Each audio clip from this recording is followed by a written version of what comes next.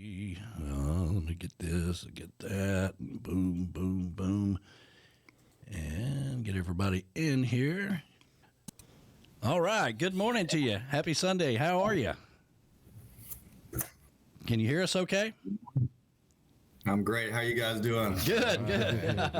Yep. All right. Neil Lindley is joining us in the Key West Rum Festival. And I just got to say, what the hell? How does it go this long without a rum festival in Key West? You're right. It's unbelievable. We have 2 distilleries here, the history of rum and the Florida Keys and all the brands and the bars, and it made no sense. So we started it, and it's happening this coming August. Yeah. And, of course, welcome to Sunday Mornings with a Tiki Man, first of all. And so how did I'm sure, like you say, there's rum, there's Pilar rum, there's a Key West rum distillery, all this stuff. But Key West can have National Potato Week parade, for God's sakes, but no rum festival. So you got to thinking about it, and how did this all come together? So there's a parade every weekend there. My background, I had a company for 20 years for people with developmental disabilities, and that's it got kind of big, and I was able to sell it and get down here, and then had a second company that did all the mental health training in North Carolina. So I was doing that here, and I remember I was at the rum bar one day, and the owner, they asked me if I'd be willing to do a shift, and I had already had over 200 rums at that point at my home. So you can do that. Yeah. So I worked there for about 4 years, and I work at Orchid Key Inn every Tuesday now. That's where you can find me now. I was talking with my buddies. He does a wine festival, and he said he'd help me get started if I ever wanted to do a rum festival. So my partner in this is Dr. Leon Garner. He owns an art studio on Whitehead Street, One Fish, Two Fish, right there by Southernmost Point, and he's big in the tiki world. Yeah. And hey, I'm looking at doing this. Would you be willing to help me? And he said he'd love to. So we started last August. We applied for our TDC funding. We received $20,000 to market the event, and it's been a long slog. You learn the business. I know rum. I know how to make cocktails. I can tell you any story ever about rum, rum history, things like that. But getting to meet the owners and the brands and partner with them on creating a product has been really neat. And I think the event's going to be pretty cool. We have our website, rumfestkeywest.com, and we have our charity, which is the Mark House. It's a local charity, which is why I mentioned my background of caring for people with developmental disabilities. That's what the Mark House does. They provide wraparound services, and trying to drive some donations to them. Great cause, something close to my heart. And we have a donate link on our website if you can't make it. But we're going to have tip jars around town and events where you can purchase different things and give a portion of the profits to them. So that's the good part of it. What does the event look like? National Rum Day is August the 16th. So there's 2 reasons why I picked this week. One is that it makes sense to do it on National Rum Week. You're also not competing against another festival. All right. And then, the other time is August and September is kind of slow down here. Fantasy Fest started when it was slow, and, maybe we could make this happen. This is a fun event over time.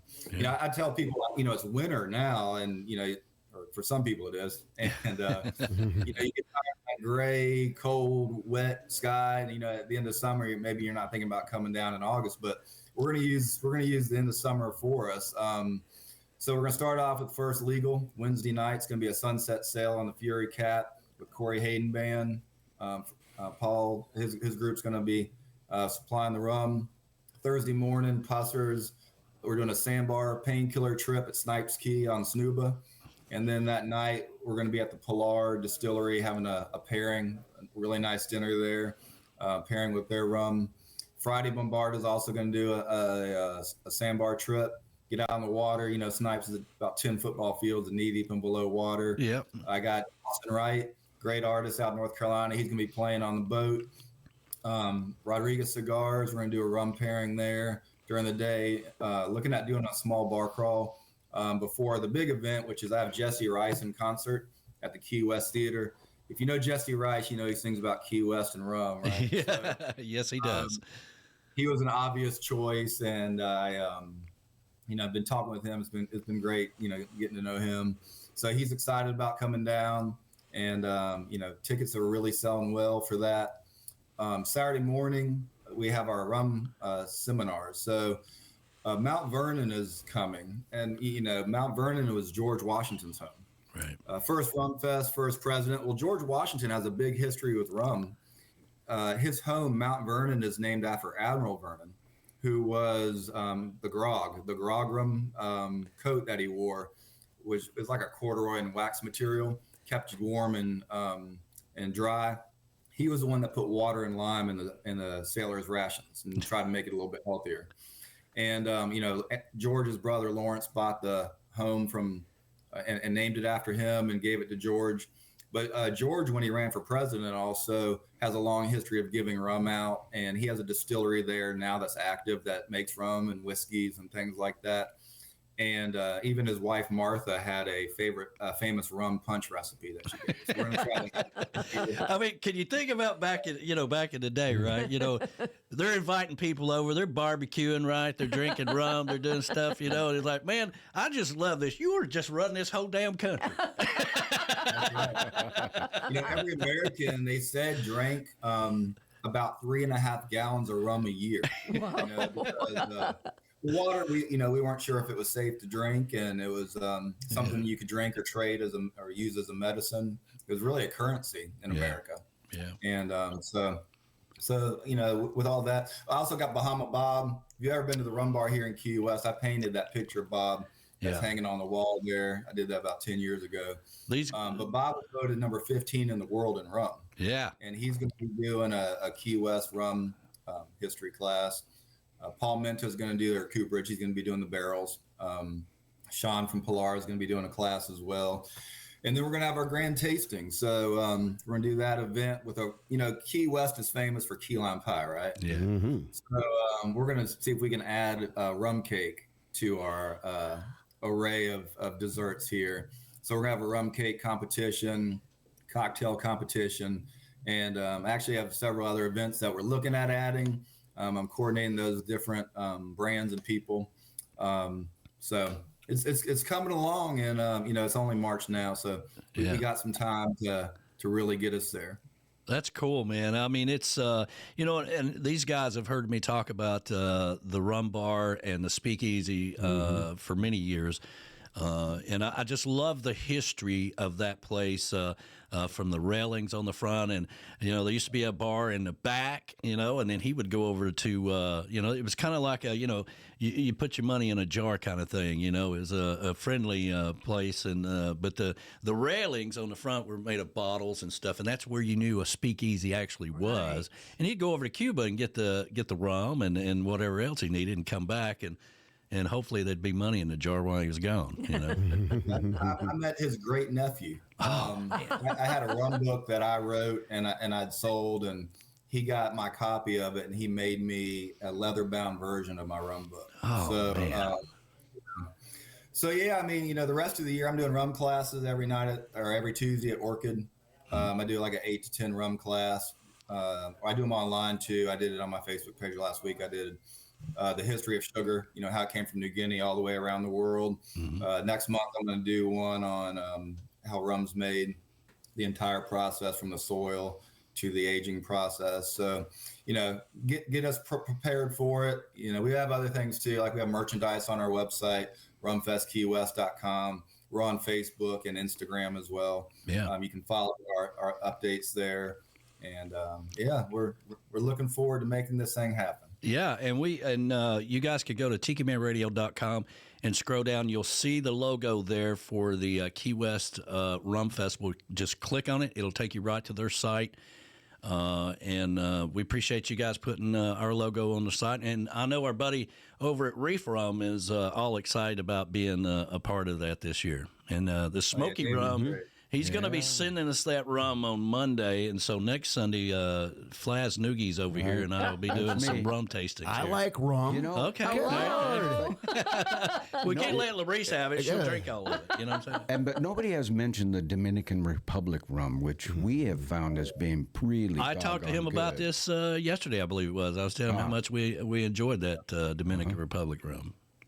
Yeah, I'll give you my 30-second rum class on just understanding the differences. So, rum is English, rums are Spanish style. RHUM spelling is the French style. But there's also Vice, Aguardiente, there's MOBA. There's all these different types from around the world, and they're all unique and they're all different. The Spanish style are the best for old fashions. If you're going to have like an Agricole, which is the French style, or the Jamaican, I like it with just lime and simple, with a little bit of ice, because those are going to have a higher ester count. And those esters are those flavors you're going to get from, long fermentation. Some of the aging also increases your ester count. So I like the craziest, funkiest, stinkiest rums you can imagine. They're not all the same. That's why there's thousands of rums out there, and they're all unique and they're all different. So we're having a big boom in the rum world.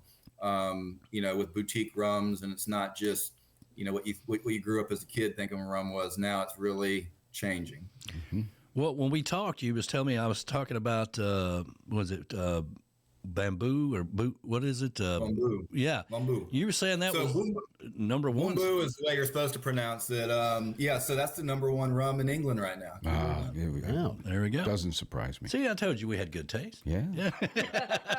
Hard to find though here. Yeah, there's only one liquor store in though. 40%, and they're not 40%. So they're labeled as a rum. I like to get people to call them sugarcane spirits. That way it covers everything. Because there are different rules and regulations about what a rum is and what isn't, but they're all made with sugarcane. They're all delicious in their own way. Well, yeah, this being the first year, are you limited to how many people that you can have be a part of this, or is everybody invited? Yeah, so that's a great question. A lot of Rum Fest, if you think of them, it's almost like you're at a hotel banquet hall room and you're listening to speakers there, and then you have, a pouring afterwards. We want to use Key West, part of also bringing people here and getting them around town is it's the slowest time of the year. Hopefully we can drive business to all the different bars and restaurants here at a slow time, or, and help people financially here. It's one of those things where I think we can do a good job with it. I think people will enjoy it, but I also think that Key West is different, that we don't have to do that banquet hall type of room. Yeah. We can get out on the water, sunset sails and all these different things that we're doing and get a different take on what the rum world would be like.